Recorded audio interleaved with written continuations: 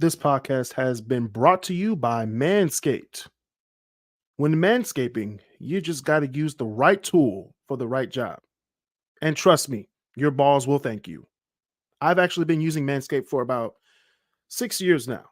And I tell you, this product works. The Lawnmower 5.0 Weed Whacker and the ball deodorant with the ball preserver will make sure your balls and the lower area down there, if you know what I'm talking about, look and feel better. Manscaped is your ticket to male grooming. Go to www.manscaped.com to see what I'm talking about. Welcome, everybody, to the Kris versus Everybody podcast. I'm your host, Kris Canty, live from my studio here in Detroit, Michigan. We all know what happened. I'm not going to lead into this. We all know what happened. Y'all saw the title. The Lions blew a 17-point lead in the NFC Championship. Now, for our listeners who don't understand the landscape of the NFL and how the brackets work, if we would have won the NFC Championship, that guarantees us a spot in the Super Bowl. The Lions have never been to a Super Bowl. They have never been to a Super Bowl. They are the only team, I repeat, they're the only team in NFL history to be around for all 58 years of the Super Bowl and not make the Super Bowl. We never even had an appearance. It's horrible, guys. Horrible.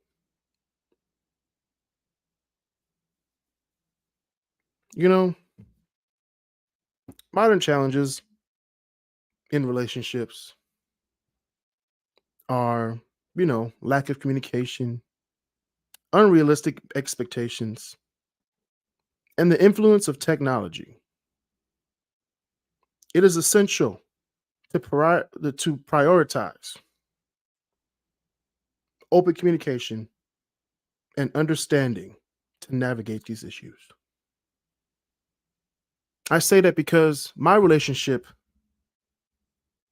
with the Detroit Lions has officially hit a rough patch. Y'all saw what happened Sunday night, January 28th, 6:30 on Fox. Y'all saw what happened. Y'all saw the atrocity that happened. There's no coming back from this. There is no coming back for the Detroit Lions after what they did last Sunday. I say it again. They blew a 17-point lead in the NFC Championship.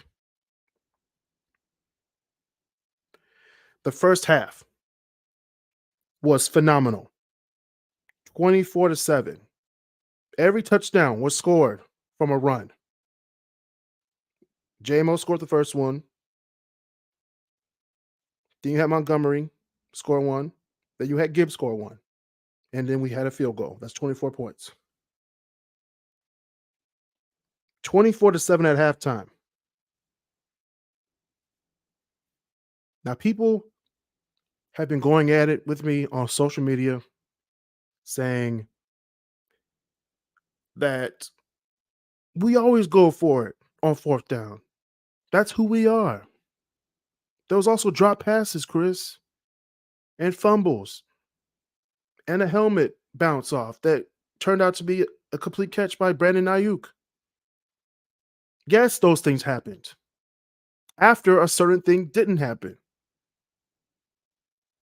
The Lions blew a 17-point lead because Dan Campbell, and I'm going to say his name right now, Dan Campbell, the head coach of the Detroit Lions, and the offensive coordinator, Ben Johnson, fucked up big time. And I know what I'm talking about because I played at high levels like this.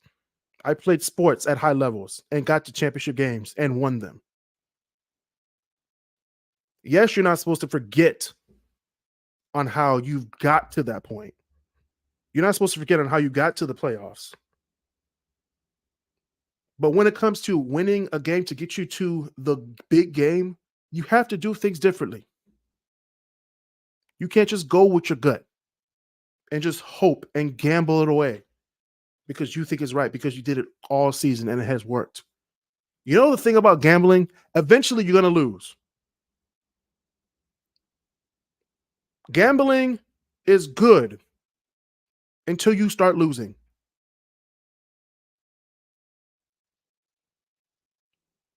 He literally said it in his post-game press conference. I gambled and lost. It is Dan Campbell's fault that we lost that game. And nobody else's fault. Initially. It starts from the top down. Dan Campbell's the head person on that sideline. And before y'all keep going at me in the comments, I'm going to go through the whole game. I'm going to go through the second half, play by play.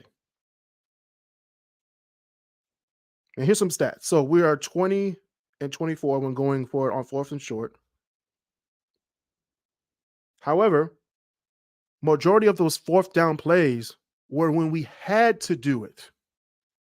We had to go for it on 4th down. Either we were at the 40 or the 50, and we wanted to, gamble a little bit to see if we can make it. Or we were down. Primary examples, Green Bay game, we were down. We came back to lose 29-22. And the second, actually both Chicago games, we went for it on 4th down. We lost one because we gambled and lost. And we won one when we gambled. And we won that game. We also gambled on 4th down and short against Dallas. People forget the bad ones, but they always remember the ones that got us the win. They don't forget. They don't remember the ones about. They don't remember Dallas. When if you just take the points, we don't even care about the 2-point conversion. We won't even have to go for the 2-point conversion if they got the points.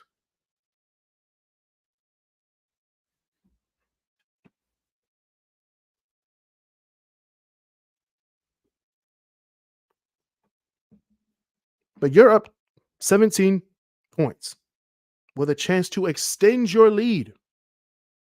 You should take the points. Dan Campbell is a very selfish coach. And this game better be a huge lesson to what not to do if you make it this far again. If you make it this far. If you make it back to the NFC Championship.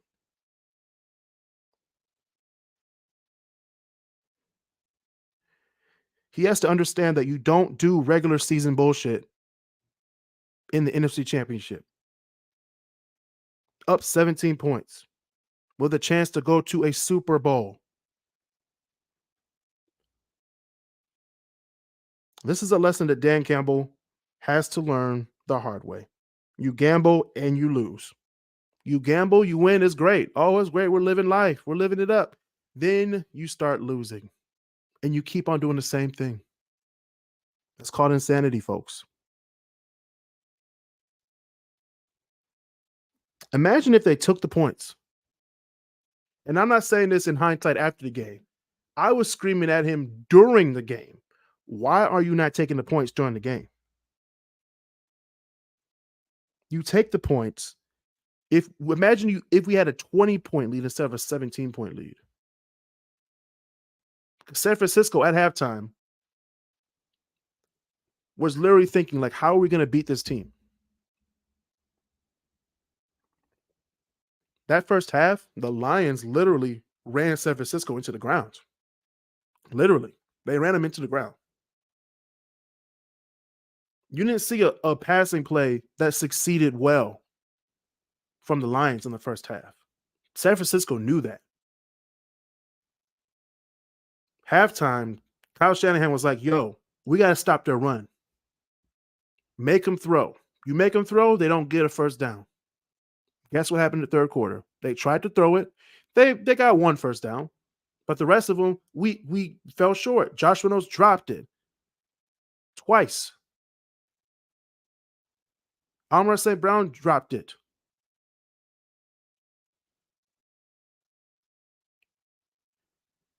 And then people are saying, oh, if they would have took the field goal, all the stuff still would have happened. No, it wouldn't have happened. Once you change one thing in history, the whole rest of the game changes. It's just like Back to the Future. You change one thing, it'll totally alter the future forever. So let's say they take the points and go up 20 points. Let's just say that happens. You know, they take the points. So they're at halftime, 24-7, halftime. They come back. San Francisco gets the ball. They come down. We stop them. Moody scores the field goal, 24-10.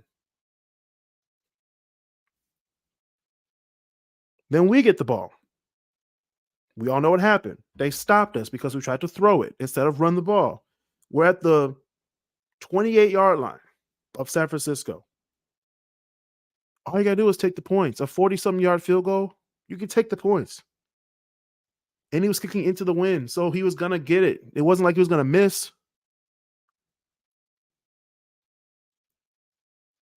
Lions kick the field goal. It'll be 27-10. Still a 17-point lead.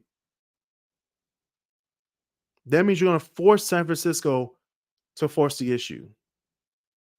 They're going to try to throw it to Jawan Jennings, Deebo Samuel, Brandon Ayuk. Okay? And we all know that our defense is suspect. So let's say they score a touchdown after that. So then they're just down by 10, 27-17. Then we get the ball back, saying that we do the same thing. Ben Johnson, who just said he wasn't leaving Detroit, he wants to stay and finish business. Finish business, because this game was not it. You should have kept doing what you did in the first half. Run the ball, trick plays, touchdown. That's another touchdown. That's 34-17 now. And let's say Christian McCaffrey scores a touchdown because our defense is trash. That's 34-24 now. Then we stop him again. And then we have the J-Mo catch at the end to seal the deal, 41-24. You see, taking the points isn't a choice that's hard to make when you're in an NFC championship game. I could see if you were playing soccer, hockey, where you have to score to get 1 point. Take a chance, boom. You don't make it, you don't make it. If you make it, good for you. You're in the history books. But in the sport of American football, where when you go down the field, your objective is to get at least 6 points with a touchdown, 7 with an extra point, 8 if you go for the 2-point conversion. But if they stop you on fourth down, if they stop you on third down going to the fourth down, on fourth down is short and you have a chance to get points, get 3 points instead of 6, 7, 8, take the points. Take the points.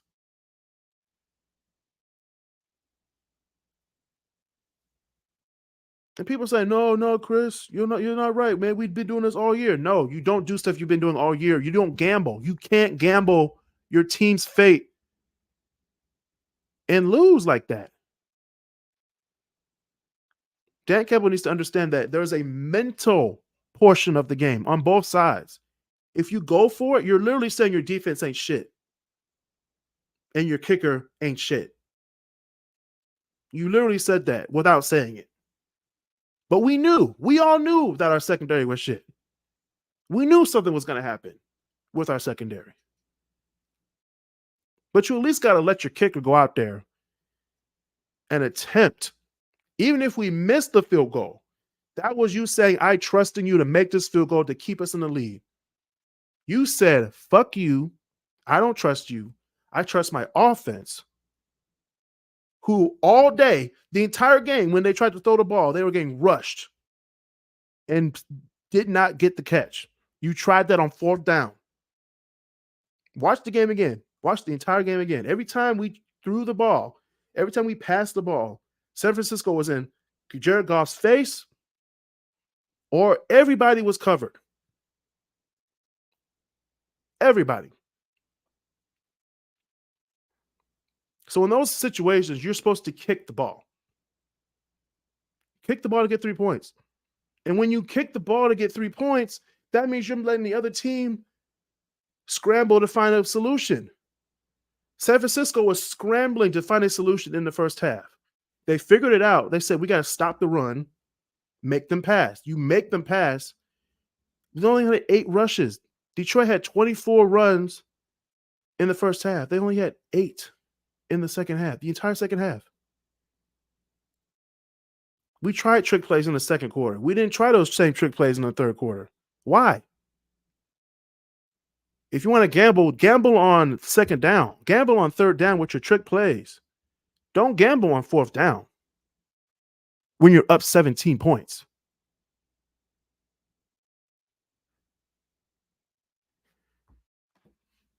It just blows my mind the way our coach thinks and our coaching staff think. It's just stupid.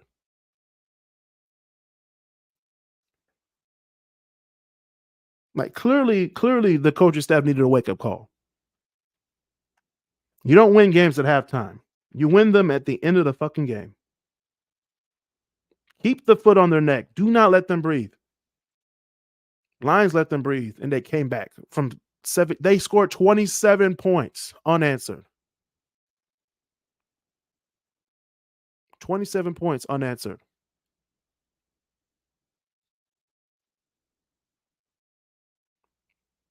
Not going for those 6 points squandered the Lions Super Bowl berth. Dan Campbell was outcoached. Ben Johnson was outcoached. And I understand if we went for the second one. I understand if you don't go for the field goal on the first one, because we've been doing it all year, as everybody says. I was like, okay, I'll go for it. If it doesn't work, the next time it happens, you go for the points. Because after they didn't get the fourth down conversion, guess what happened? San Francisco was like, let's bomb the ball down the field and see what happens. And we all know what happened. Brandon Ayuk got the ball because it bounced off Villador's helmet. Supposed to be a pick. That was a pick. We had that game. The defense, which we knew was going to mess up, which is another reason why you take the points. People just don't understand. I think I've won championships. I have a whole trophy case. I have championships because I'm a championship coach. I like to win. I hate losing. If you want to win a damn football game, you take the points that are put in front of you. If 6 is taken away and 3 is still on the board, take 3 points and stay in the lead.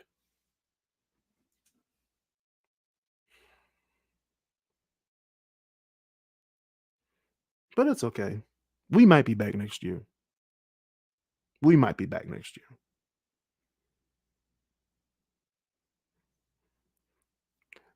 Like I said, the Detroit Lions are the only team in the 58-year history of the Super Bowl never to reach the big game. I didn't see the last NFC Championship game that Detroit had because I wasn't born yet. It was in 1992. But I can see why they lost that game. I can see how they got there, and I can see how they lost.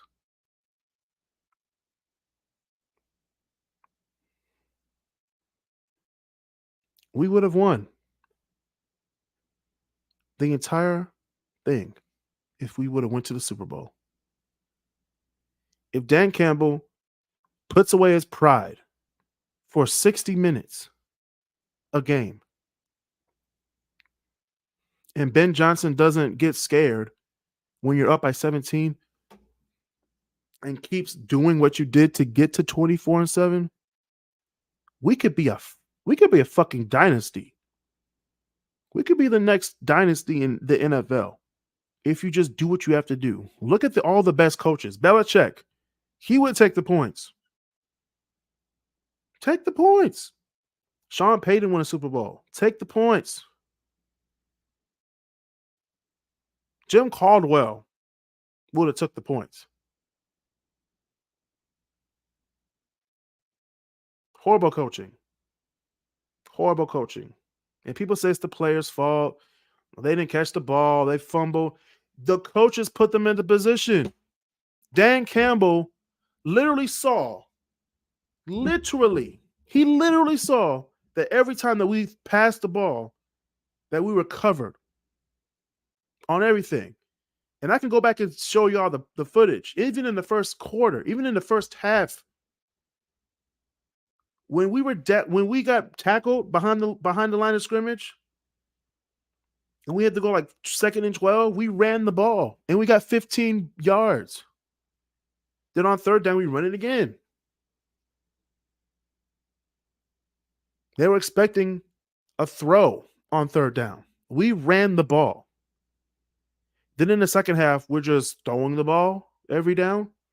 We're running on 1st down. Why are we running on 1st down when we always throw on 1st down? Why? Why are we doing this? And the fourth quarter wasn't that bad. The fourth quarter should have been the 3rd quarter. The fourth quarter was literally actually pretty good. Of course, San Francisco bled the clock out, like they always do with their run game. But then we came back with a touchdown, which we threw it in the end zone back to J-Mo. J-Mo scored 2 touchdowns that night. And congrats to Jamison Williams. He has a lot to work on, but hey, he's one of our best players. This team is going to be great next year. I don't know if we're going to make it to the NFC Championship because this was our only shot, says Coach Campbell. And I believe him because it's hard to get back to a semifinal game. It's hard. It's not easy. Winning at any level is not easy. You have to work. You have to practice. You have to have the mental capacity, and you have to have leadership. People in Detroit, the hardcore people who say the players were the reason that we lost the game, that's 25% part of the reason. 75% part of the reason is the coaching. If you go for it on 4th down, score the points, you're making the other team work harder. The entire morale changes because you play better. You definitely play better when you're up. And that's in any sport. When you're down, it sucks.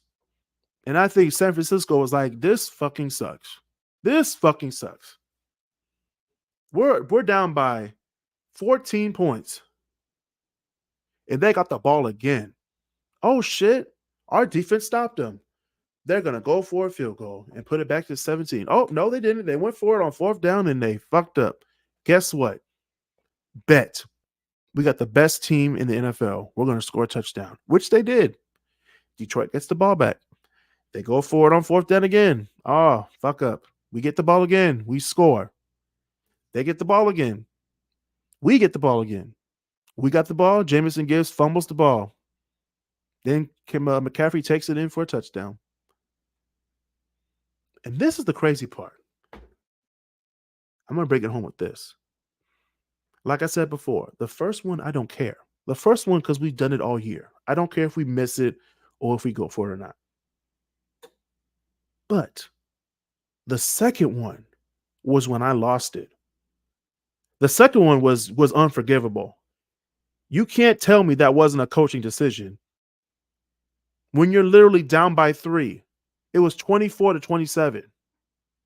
San Francisco. Detroit had a chance to tie the game. And you've seen what San Francisco did.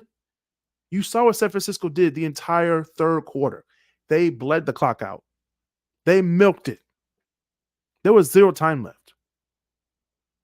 So I would rather tie the game and let our defense, who have been suspect all year, trust in them. If you're going to be a good leader, you have to show your team that you can trust them. Because that's what happened against Tampa Bay. You gave Tampa Bay the ball back in a one-score game. It was 23-31. And guess what happened? We picked them. Game over. tie the game 27-27, possibly stop them, or they'll get a field goal. And then that's when you go on fourth down, when you have to.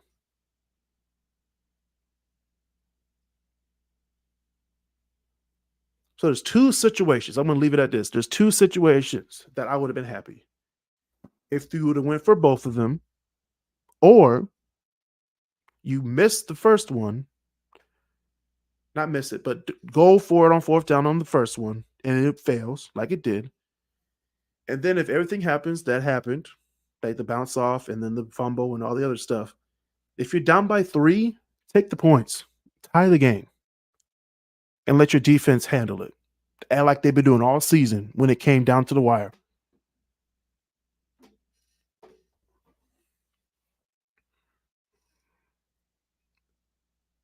We could have been a perfect Super Bowl team. A perfect Super Bowl team. 1 win, 1 loss. 1 win, no losses, I mean.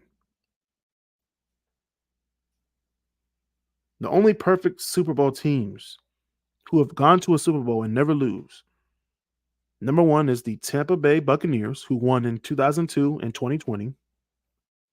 The Baltimore Ravens, who choked also on Sunday, won in 2000 and 2012. You have the New Orleans Saints, who won in 2009, and you have the New York Jets, who won back with Broadway Joe back in 1969. The Lions would have been the next team in 2024. But due to Dan Campbell's coaching, due to Ben Johnson's timidness on offense, due to people dropping balls, due to mistrust, due to bad secondaries, the Detroit Lions are eliminated from the playoffs.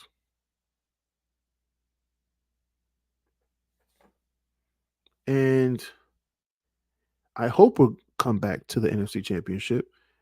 I pray that we come back to the NFC Championship. I pray we get better pieces on defense. I pray that the offense learns how to catch balls. I hope that the defense learns how to tackle. I pray that Dan Campbell goes to a coaching seminar where he learns that sometimes going with your gut and gambling on your team in the NFC Championship when you're up by 17 is a bad decision.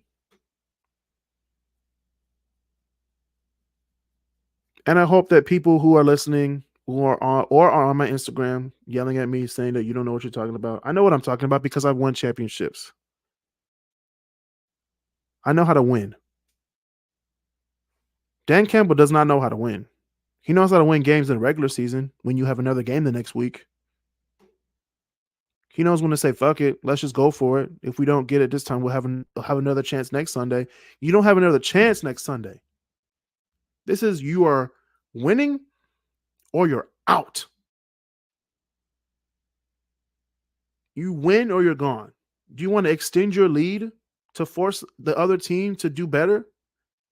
Or are you just going to stay at 17 points and watch the other team come back? It's 27 unanswered points and you lose.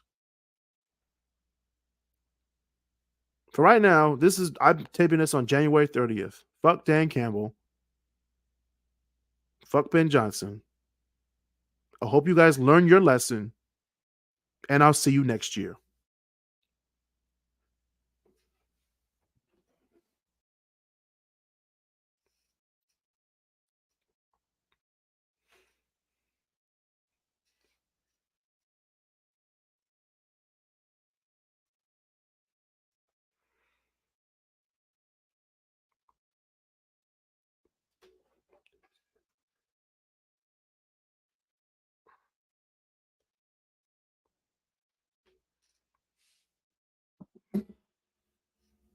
All right, y'all. There's a lot of talk about should kids learn about slavery and all that stuff. There's a lot of talk about CRT, critical race theory. Should it be taught? Should the principles of CRT, critical race theory, be taught in grade schools, in high schools? Um, I am a believer in educating our youth. Um, Education done right can change the world, in my opinion.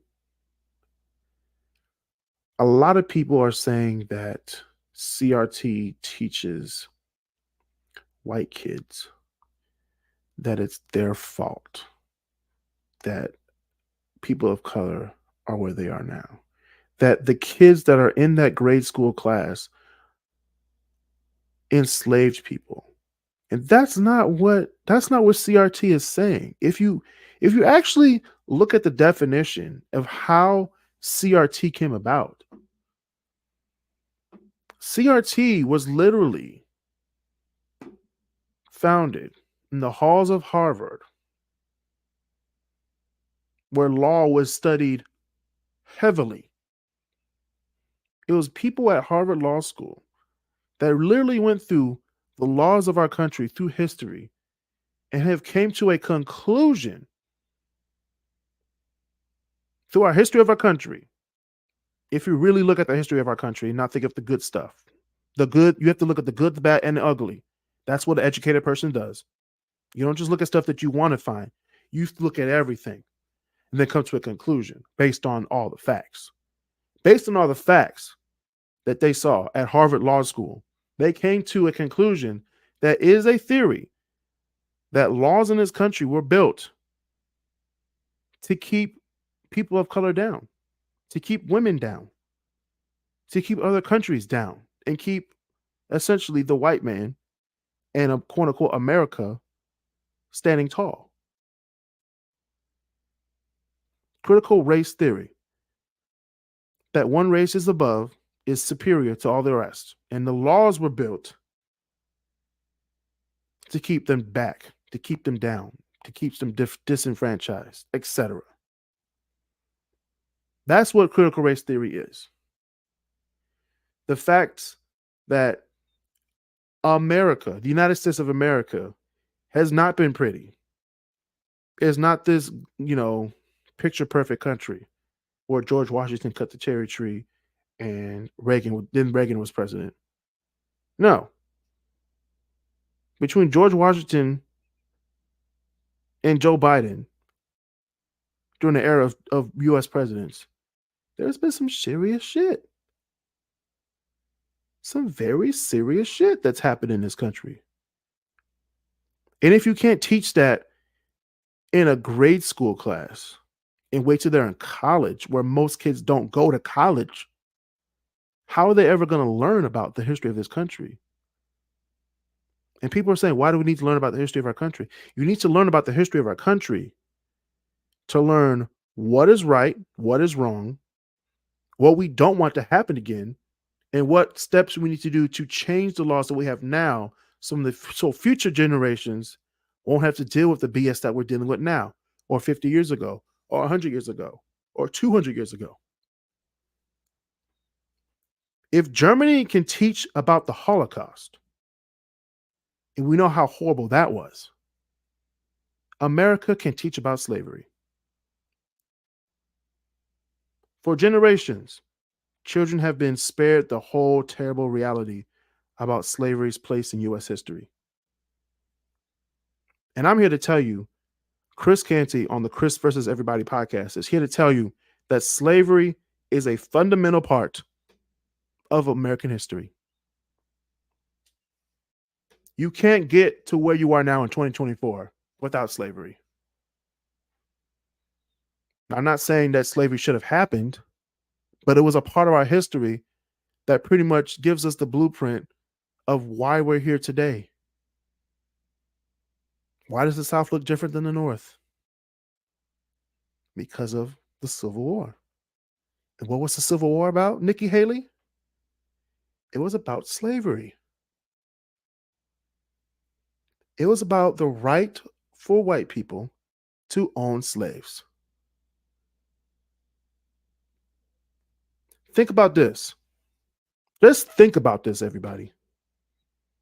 For 246 years, slavery was legal in the United States. It wasn't made illegal until about 154 years ago, about 150 years ago, with the Emancipation Proclamation and the 13th Amendment. I say both of those, and I'll get to those later as we get to post slavery. But the Emancipation Proclamation and the 13th Amendment guaranteed that slavery would no longer be legal in America. So, what does that mean? It means that slavery has been a part of America much longer than it has been part of America. It means slavery has been a part of America much longer than it hasn't been part of America.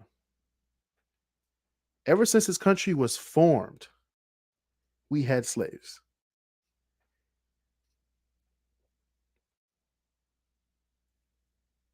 When the pilgrims came from England,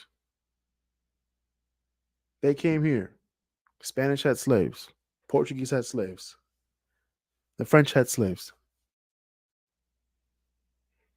Eventually, the English would have slaves. It's part of America, guys. Got to stop. We got to stop not teaching this in grade school classrooms.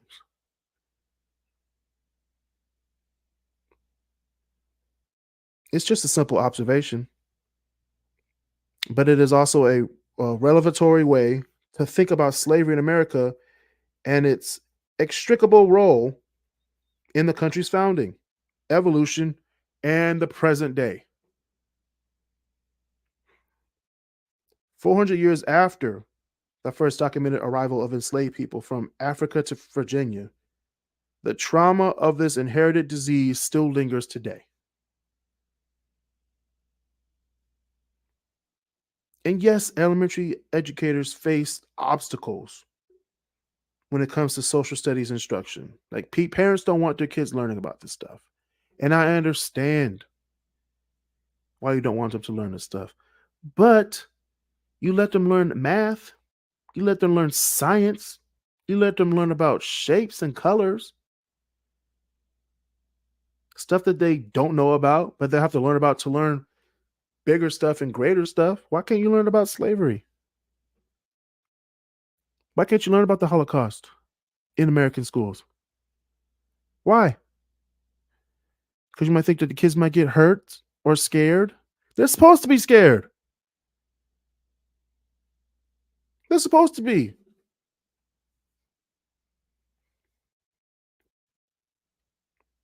They're accountable. The teachers are accountable for teaching math, reading, and science,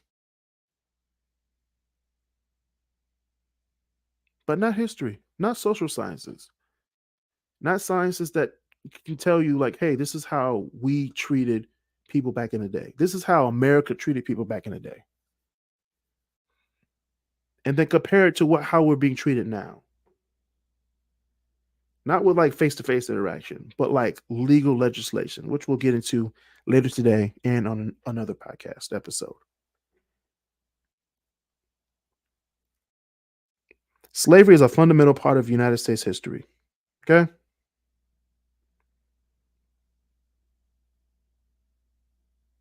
Just as history instruction begins in elementary school, so too should learning about slavery. By waiting until high school and college to study this hard history, we would be doing a disservice that hamstrings their ability to understand both American history and the current events that are happening right now. Studying slavery shows how we ended up here. Slavery, 400 years of slavery. Before the country was even made, we were being shipped over. We were kidnapped. We were shipped over. America, first pilgrims came in like 1609. Okay, slavery happened. Then slavery ended with the 13th Amendment / Emancipation Proclamation. Then there was a portion of America called the Reconstruction era, which was like 1865 to about 1964. People say it was earlier than that. I call it 100 years of bullshit. 100 years of Jim Crow, black codes, legal, quote unquote, legal segregation,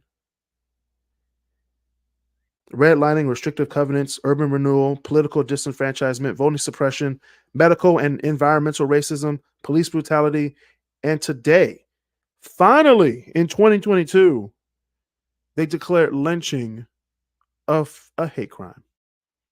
Yes, I said it. In 2022, the House of Representatives, well, most of them, declared lynching a hate crime.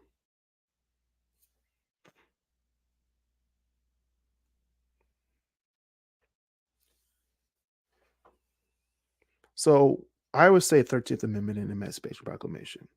So the 13th Amendment was the first amendment of the United States Constitution during a period of Reconstruction. Ratified on, I believe it was 1865, December of 1865, and ended the argument about whether slavery was legal in the United States. The 13th Amendment did do the Constitution. It gave reverence to, hey, these people are free now. They are now citizens of the United States and they can not be enslaved anymore.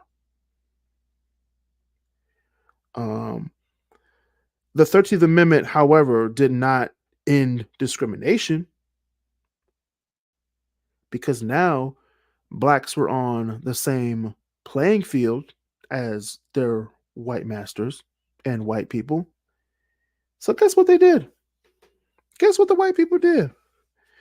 The white people who were in charge of the country, because there were no black people on the Senate, there were no black people making laws, there were no black people as president, there were no black community leaders or powerful ones at that point. So when slavery ended in the United States, freedom still eluded African Americans who were contending with a repressive set of laws known as black codes, they widely enacted throughout the South following the Civil War. Um, they used new laws, quote unquote, new laws, to deny African Americans the opportunities and privileges that white people enjoyed. However, the one-time Confederacy could keep these newly liberated Americans in virtual bondage, basically. So then you had the sharecropping era, where they would have to work for a white person to get money. It was basically slavery where you got paid, basically. All right. So the 13th Amendment prohibited slavery and servitude in all circumstances. But in the Constitution, if you actually look at the actual wording of the 13th Amendment, it said prohibited slavery and servitude in all circumstances except except as a punishment for a crime. So guess what they did? Guess what the white people did, guys? Guess what the people making the laws did? They made up BS laws to keep black people enslaved. What? Certain people, some people, some ignorant people would be like, yeah, slavery's over, so they should just be able to do whatever they want. They have the equal chances as everybody else. No, they did not. Because the country made up new laws. New laws. Loopholes. The loopholes that resulted in southern states passing black codes to criminalize activities that would make it easy to imprison black people. That's where the new prison system comes from. That's where the prison system and the law enforcement comes from. They were originally put here to criminalize black people and to catch black people for doing crazy, crazy things and to put them back into slavery. So they make these laws to make it easy to imprison African Americans once again and effectively force them into servitude once more. The idea that it was, you're going to be free and you should be working, like that was thrown out the door as soon as they made these laws. If you had 3 or 4 black people standing and talking, like loitering, they could be convicted of a crime and sent to prison. Then working as a slave.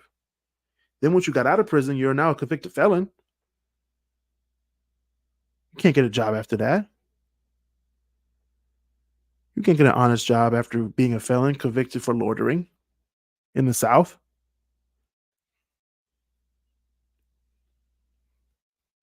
In addition to criminalizing joblessness, because white people had all the jobs. They owned all the places, they owned all the companies. They're not going to hire a black person. So a lot of black people were impoverished because they couldn't make any money. Where are they going to make money after the Civil War? So get this, you're a slave making no money. You become a citizen of the United States with no money, can't get a job because you have no education, can't start up a business because the banks won't loan you money because all the white people own the banks. You can't get startup. You can't make a new life somewhere else because you can't travel anywhere.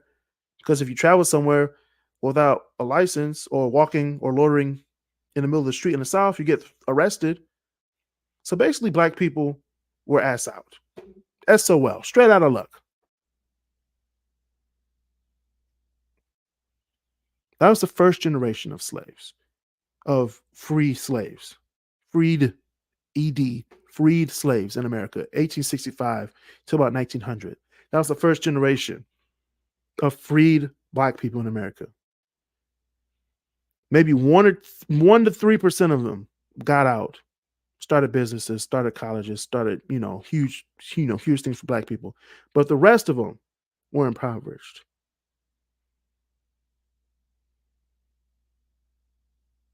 Just think about that. First generation of freed black people in America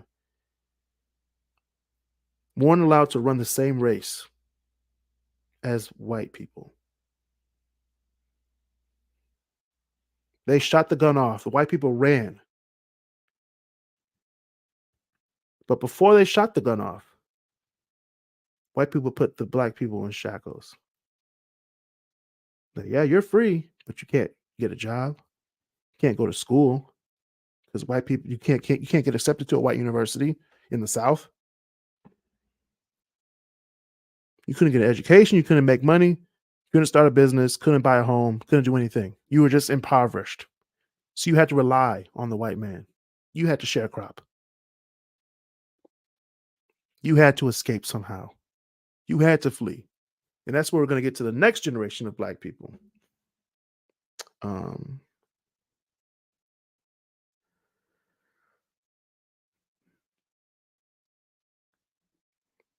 the next generation of black people from like 1900 to about 1930s. They were the first educated class or generation of black people. Because in the first generation, you couldn't go to school at a white university, like I said. So they had to create their own schools. They created HBCUs, historically black college and universities, which we'll get into later. Okay. Um, and of course, once they signed the 14th and 15th Amendments that gave African Americans equal protection of the law, okay, the 14th Amendment ended, pretty much quote unquote ended that stuff in the 1800s, 1860s, 1870s. But the 15th Amendment is actually the more important one that I want to talk about. The 15th Amendment, ratified in 1870, barred states of depriving citizens the right to vote. 1870, black people got the right to vote. So 1865 to 1900, you had very poor, impoverished black people who were just slaves coming into this new world where the first few years they couldn't vote, they couldn't couldn't get a job, couldn't get an education. The next generation would take it up a notch, but they were inflicted with more problems. Now you got the Ku Klux Klan killing people, lynching people, intimidating people. If you want to be free, you got to get through us.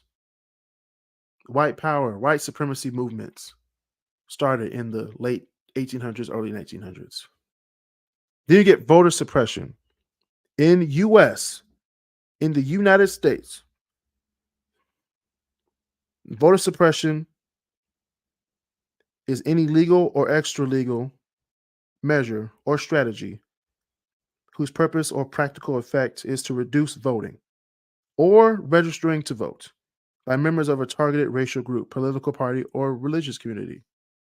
The overwhelming majority of victims of voter suppression in the United States have been African Americans, blacks, newly citizens of the United States.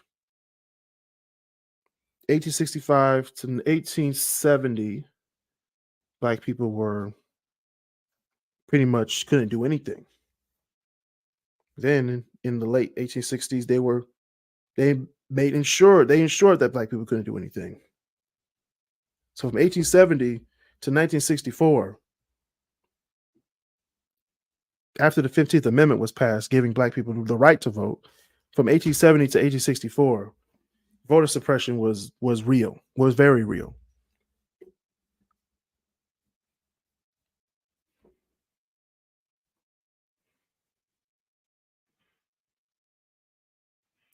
So early tactics of voter suppression aimed at African Americans continued throughout the first half of the 20th century. Um, After Reconstruction, African Americans were prevented from voting or registering to vote through intimidation, violence, poll taxes, literacy or comprehension tests, which weren't applied to white voters, good character tests, which I don't even know what that means, grandfather tests. Um, it's crazy. There were whites only primary elections areas in the black population. The black polling areas were like in the like unfavorable part of town, which was crazy. Um, and then outright fraud. Like if they had the black only voting areas, they would just throw the votes out. This is what happened from 1870 to 1964, almost 100 years, where black people, citizens of this country, had no power.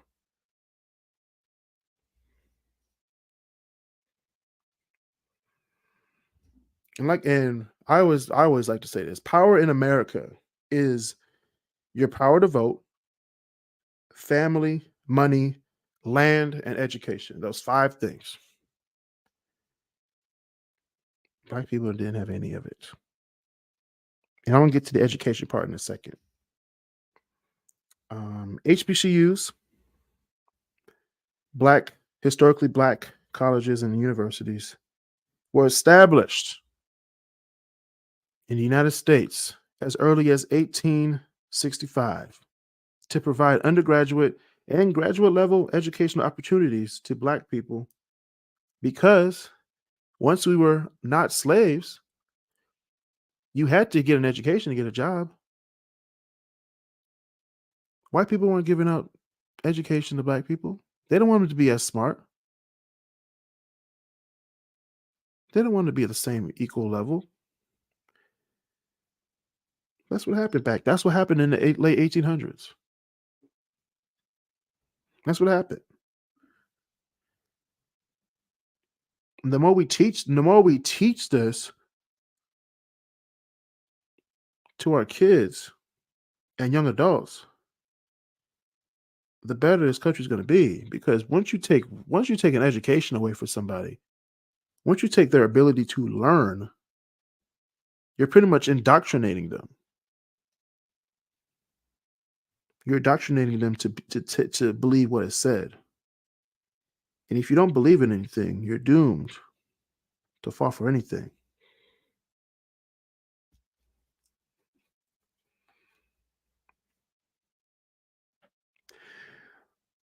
And like I said, blacks were freed in 1865, Emancipation Proclamation and the 13th Amendment, Jim Crow laws, 1865, 1964.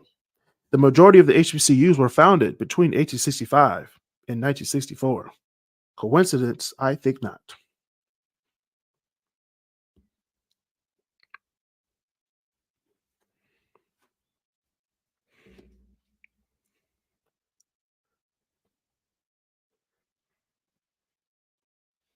And I'm going to go back to what I said about lynching. And I'm going to name those three representatives in a second. Lawmakers signed the Emmett Till Act in a 400 to 32, 432 to 3. That means three people didn't vote to stop lynching. Those representatives are Thomas Massey, Republican, of course, from Kentucky, Chip Roy, Republican, of course, from Texas, of course, and Andrew S. Clyde, Republican, of course, from Georgia, of course.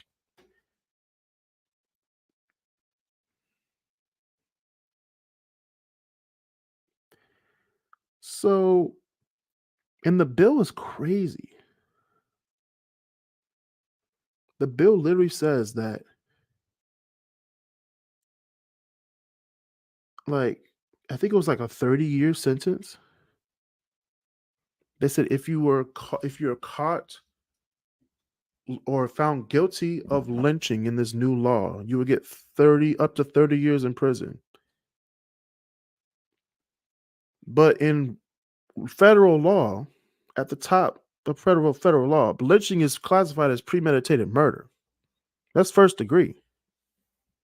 A first degree in any state of the United States is minimum 25 to life. So if you're gonna lynch somebody, you should at least get 25 to life. I'm just saying. There's loopholes around this stuff. That means I could just lynch somebody and get 30 years instead of shooting him? What? That's crazy. I'm just saying. It also depends on your skin color too. If it was a white person, he'll get 30 years. If it was me, I'd probably get 25 to life. But we'll get to that on another episode. Um, Sugarcoating or ignoring slavery until later grades makes students more upset by or even resistant to true stories about American history. To be clear, we're not saying that kindergarten teachers should be giving you the grim results and realities of slavery. That's not what we're here to do. We're not saying that white kids caused slavery. We're not saying that. We're just saying that you're supposed to just teach what happened. Okay? America did some really bad things, starting with slavery, then white Jim Crow laws, then the black codes, restrictive covenants, keeping black people from buying homes, keeping black people from getting education, keeping black people from moving. If you loiter, you're going to prison. Like they did this to people legally. And people just turned a blind eye to it. Okay.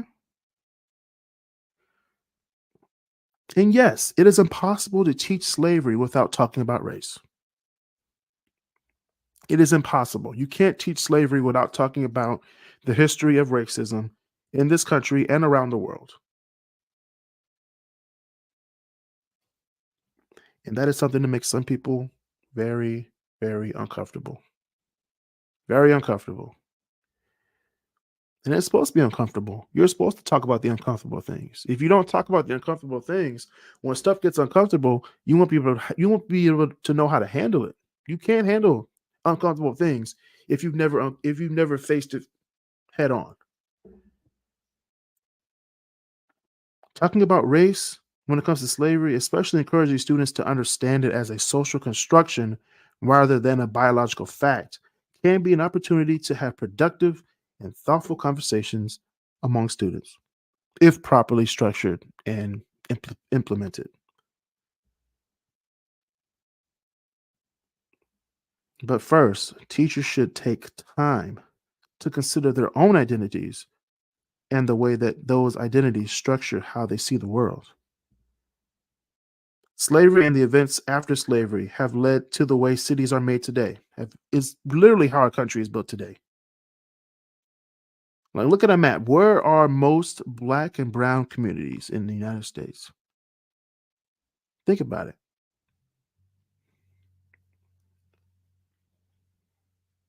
In major cities, where are most black and brown communities?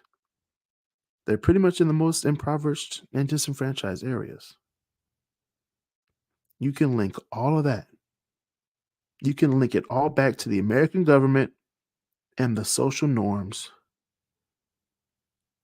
of 15th century, 16th century, 17th century, 18th century, 19th century, and 20th century America.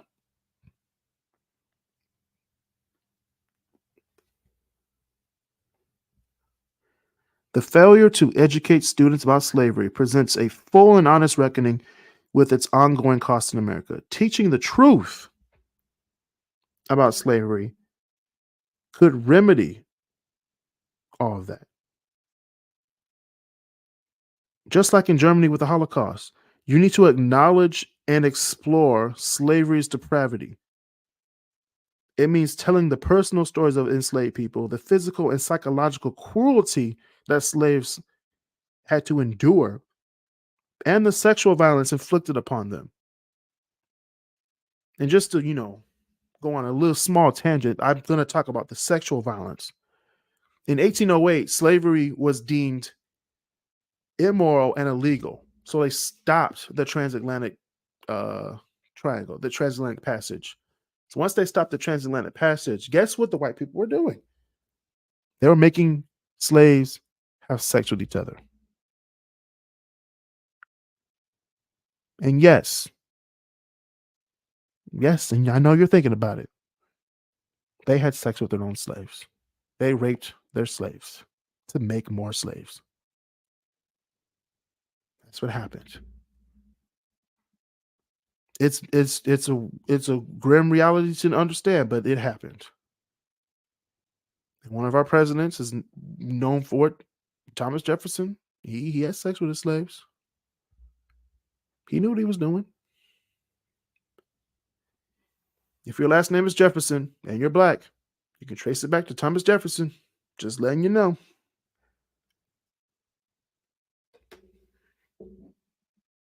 Those who don't know or those who don't learn from their history are doomed to repeat it.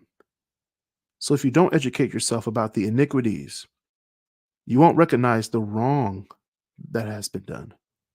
You won't be able to make this country great. Since you guys want to make it great, you won't make this country great if you don't learn about the history and the mistreatment of non-white cultures in America. And yes, there were white immigrants who came to this country, were treated bad based on their cultural lineage. But white always meant you were better than someone with color. Always in this country. Learning about slavery and the true history of this country will help people on the far right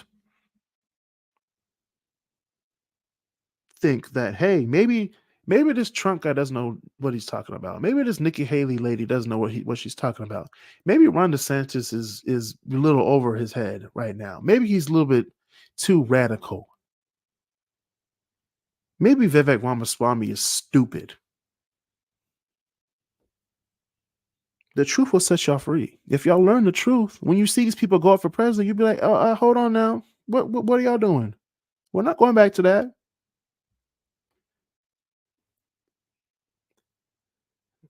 Once you learn about the horrible things this country has done to people, you can proudly say,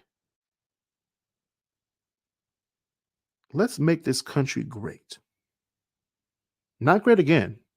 The country's never been great. I just gave you a whole 30-minute history of the treatment of black people. This country's never been great. Let's make this country great. If Trump could just change his slogan to let's make America great, and then using history to actually help his slogan, and he actually implements it and does it, man, the Republicans will have a great candidate on their side. But no, he wants to make America great again, back when black people were disenfranchised.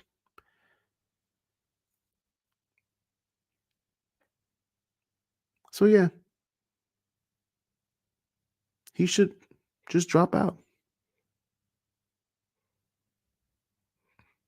He's definitely not going to get I mean, he's gonna get some black people to vote for him, but he's definitely not gonna get the black vote once you said "Make America Great Again." It's not gonna happen.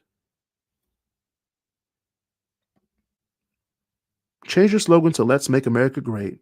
Enact laws to expedite immigrants to citizen processes. Enact laws to affirmative action, reenact affirmative action for people of color to reach higher education, and stop these xenophobic claims like Muslims are bad, Mexicans are bad, blacks are crime. Don't say that. Black and brown people are only in those areas because we've been disenfranchised for so many years. Not all blacks. I'm not saying all blacks are poor. I'm not saying all brown people are poor. Yes, some black people start businesses. Some black people go to college. But the majority of the black people in our country, based on a lineage of 400 plus years, we're still at the starting line. Us as a whole are still at the starting line. And the people who have started the race, we're still miles away. Oprah Winfrey's still miles away from Bill Gates. Still miles away. We have a lot of work to do, guys. And it starts in the classroom. It starts in grade school when you learn about the iniquities of people of color in this country. When you learn about what happened to European immigrants who came from Eastern Europe, Central Europe, when you heard about what happened to the Japanese during World War II, when you heard about what happened to Chinese people, the Exclusion Acts, when you heard about what happened to recent people who came from Muslim countries in the 2010s, it's a revolving door of xenophobia. We've seen it before. We've seen it before. And it's happening in a different way now